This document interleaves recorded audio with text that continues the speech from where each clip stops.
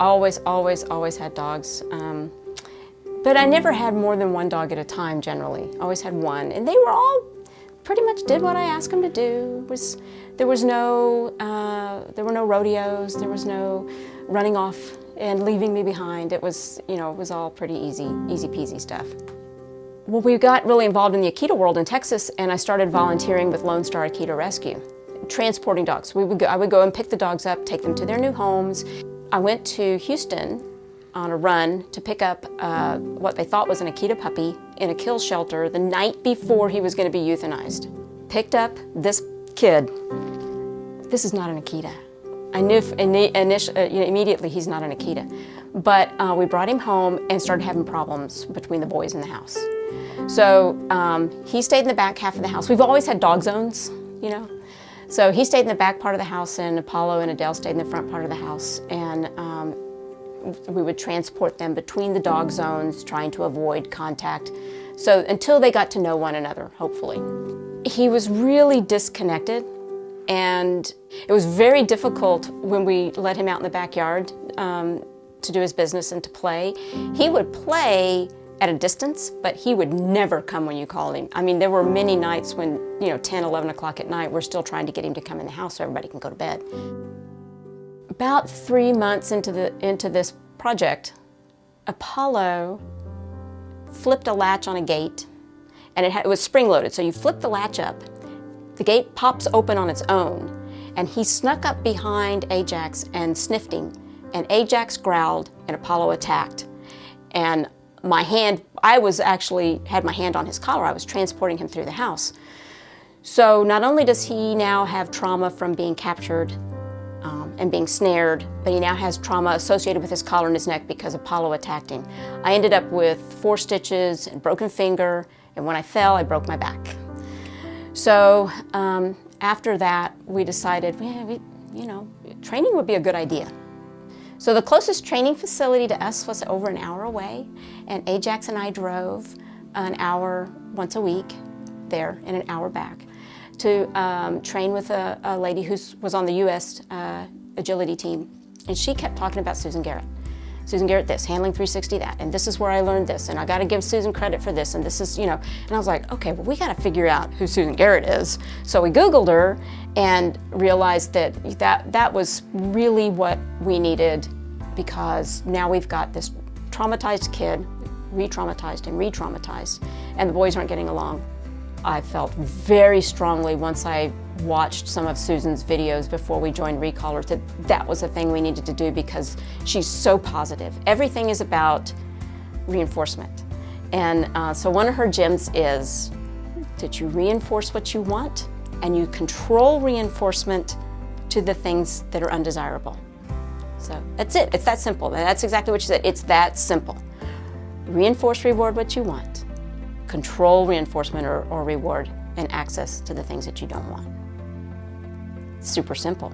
And if you think about it, if you're a dog person and you've ever lived with dogs, they do it to you. They shape you.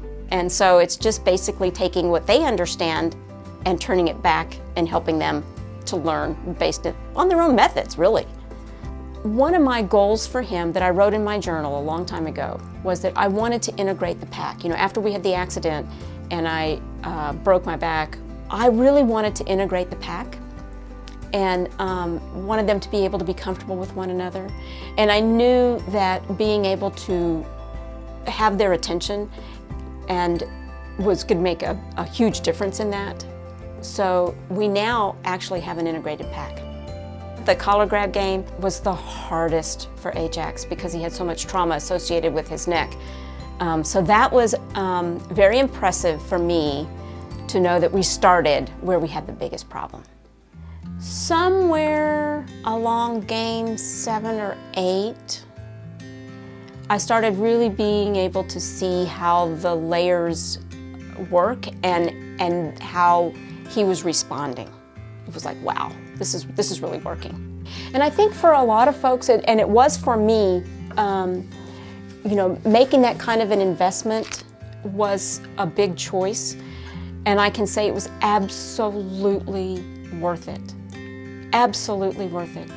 And I really did have to throw away some old ideas and pick up the new ideas and run with them. And the results are there. I mean, they're all amazing. You do have to be patient, and we have to restrain that sort of negative response that we want to control and or discipline. We have to really restrain that and be more patient. But that kind of helps you be a better human being anyway, right? So this past winter, I knew my mom was ill. She had cancer, and I got a call from my sister, and she said, "You need to make a trip." It took us 4 12-hour days. About an hour after we got to her house in Louisiana, my mom had Christmas dinner. From her hospital bed, she's directing Christmas dinner. Ajax is the perfect gentleman. And so we had Christmas dinner. All the grandchildren that were in the area came and opened their presents. And he stayed by her bed night and day. The next day, in the middle of the night, my mom passed. Then we went to Texas for a funeral, and he just put up with all of this stuff, you know, the hanging out at the hotel and going to the funeral home, and he was just amazing. So I don't think that we could have done. Sorry. Because I've always had animals with me all the time. I don't think I would have fared as well without him there. And he wouldn't have fared so well if it hadn't been for Susan. For Ajax and I, recallers brought us from this little wild thing that we brought in from a kill shelter in Houston, Texas, to a very well-mannered young gentleman who goes to the coffee shop and greets the people, who just loves to be with me, and he's much more comfortable in his own fur, so to speak. He's attentive, and we couldn't have done it without recallers. We literally could not have done it, because I tried. I went to other places and I tried, and thank you.